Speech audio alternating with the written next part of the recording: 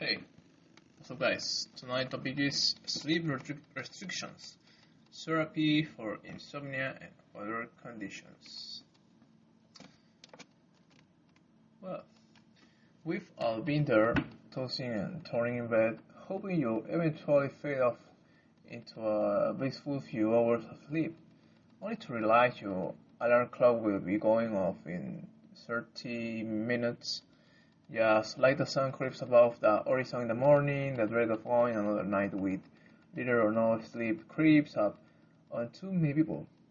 In fact, one study found that 33% of Americans experience one or more episodes of insomnia every year.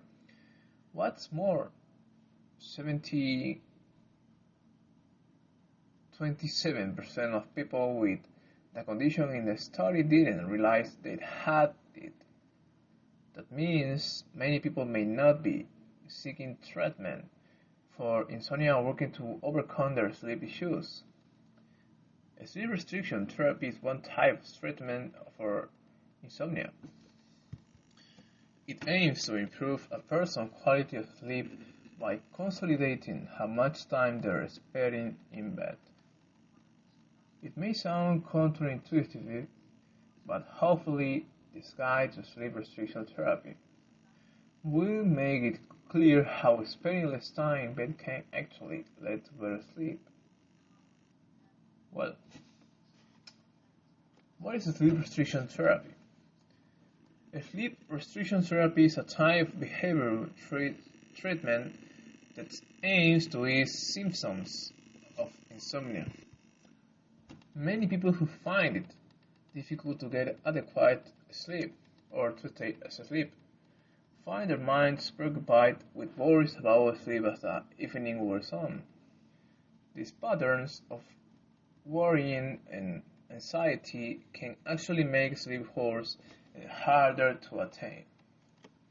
What's more, some people experiencing sleep problems will try to counteract that by going to sleep earlier and earlier, in hopes that the length time in bed will translate to greater sleep totals. But the more time someone spends in bed unable to sleep, the greater odds are they will begin to experience anxiety and stress. The more time they spend in bed lying awake, the harder it may be to finally get to sleep. Sleep restriction therapy restricts how much time a person is in bed to make their sleep time more efficient and hopefully more restorative. The goal isn't to reduce how much sleep you are getting. Instead, it is to restrict it and condense it so that you're only in bed as long as needed for sleep. This way, your personal behaviors align better with your body's natural circadian rhythm.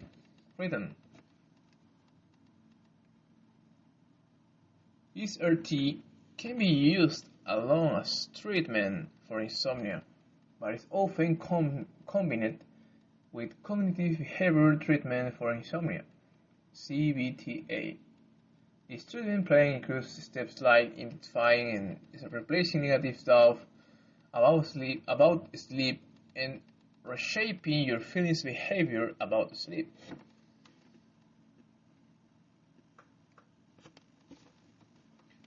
Who can benefit from sleep restriction therapy? SRT is a first line of treatment for insomnia, but it's useful for treating other conditions too. One study found that shift workers who use SRT both online and in outpatient settings experienced improvement in sleep efficiency. 2019 study found that SRT significantly reduced dysfunctional belief about sleep, as well as depressive symptoms. SRT also helped reduce pre-sleep arousal. This led to better sleep for the postmenopausal women who took part in the study. Some people with insomnia experience shorter periods of sleep. Others have typical sleep durations. SRT can help bad rules, according to a 2020 study.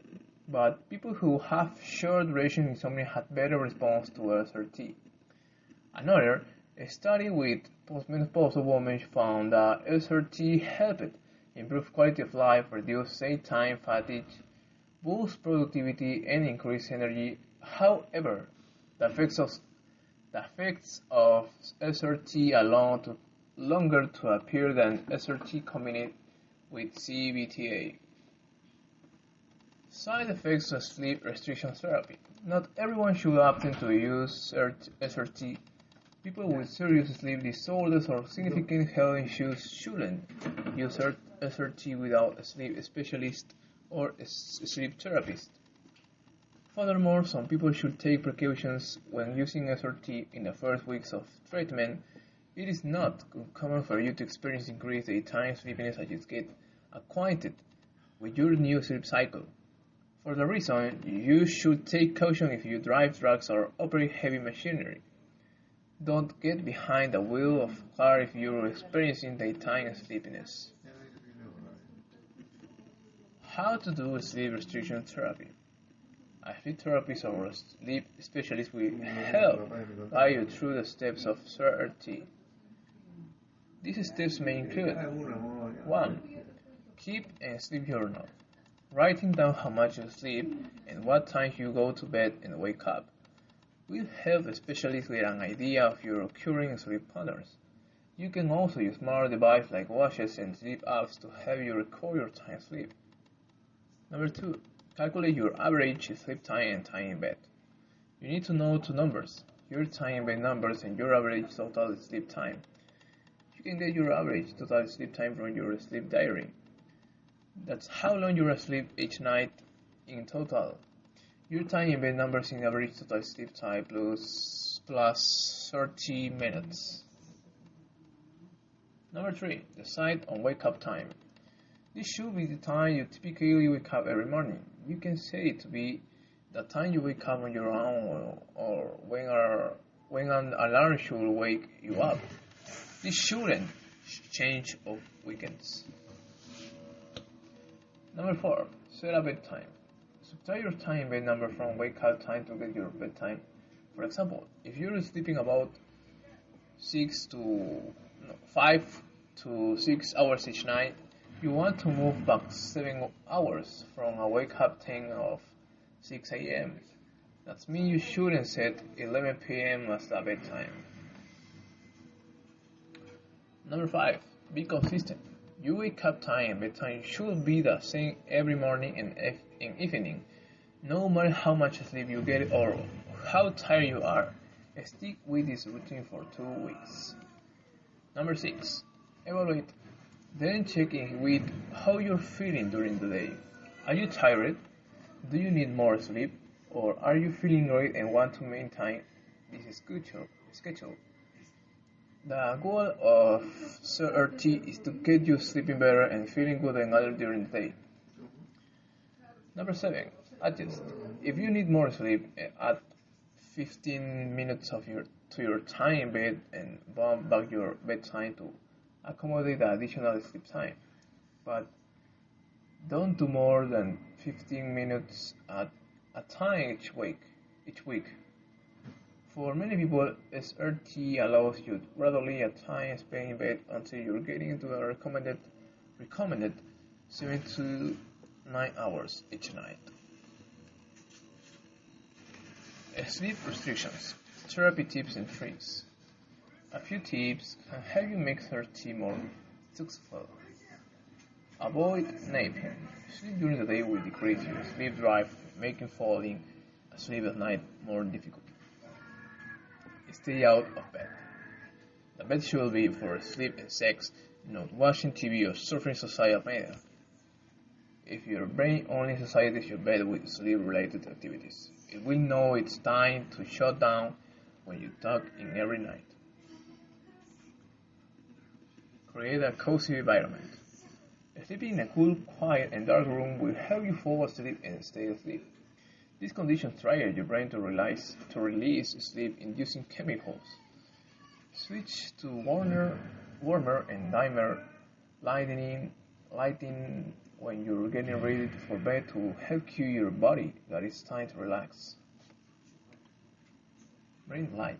When you are goes off in the morning, immediately change that cozy environment to one that is bright and stimulating.